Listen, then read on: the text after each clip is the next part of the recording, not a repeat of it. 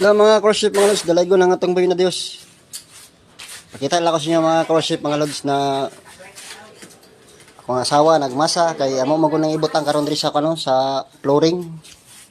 Mani ako ang tirada sa pag-flooring mga crossship mga lods. Tangan ako nagkaniya, si tawagan eh. Dili magkukumason mga crossship mga lods.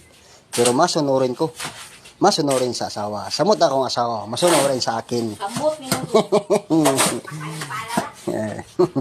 Awan na akong iplasteran mga ka-worship mga lods. Tapos na ako sa pag-plaster ng simento. Yan o.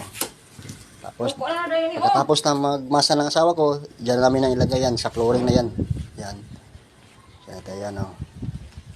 Yan. Yan. Ang galing. Ang galing-galing.